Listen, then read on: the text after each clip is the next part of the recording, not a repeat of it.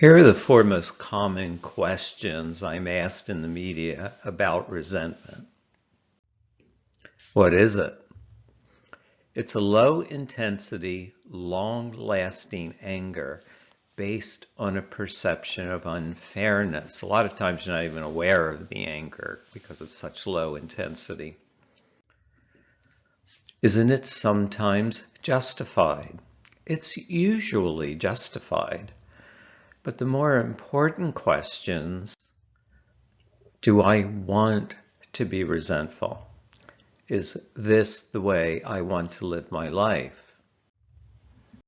Resentment leaves no room for interest, enjoyment, meaning, or purpose. It turns life into a joyless drive to get things done.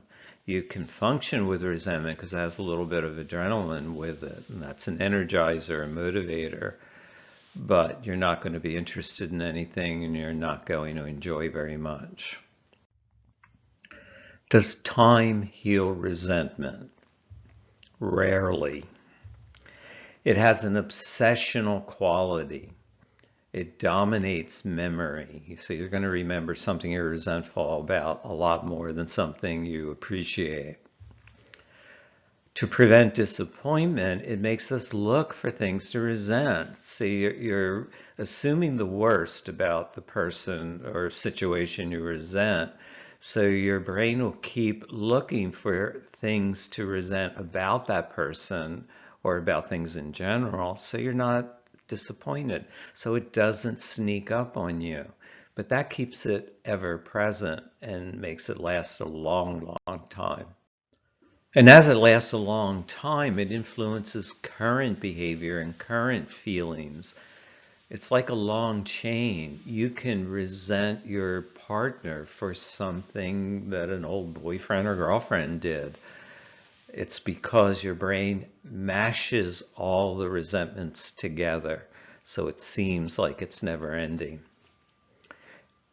And probably the biggest reason that time doesn't heal resentment is because you get little else but negative response from others. And that's because it feels different from the way it looks. It feels like hurt, like you've been treated unfairly, like you're a victim. But it looks mean, unfriendly, unfair, almost always invoking negative response from others. Now, what can we do about it? Instead of blaming, try to make the situation a little better. So you can't really blame and improve at the same time. So focus on improving, and then you feel empowered. When you blame, you feel powerless. And resentment is basically a cry of powerlessness. Look for things to appreciate. You can't resent and appreciate at the same time. Appreciation makes you feel much better about yourself. Focus on connection, not criticism. So if you want to give feedback to someone or request some kind of behavior change, you got to connect with them first. Be protective of your family's well-being. Resentment, even if you're factually right about it, it devalues and it harms their well-being if it's relentless. Practice compassionate assertiveness with loved ones. That means you stand up for your rights, privileges, and interests in a way that respects the rights, privileges, and interests and respects the vulnerabilities of your partner and children.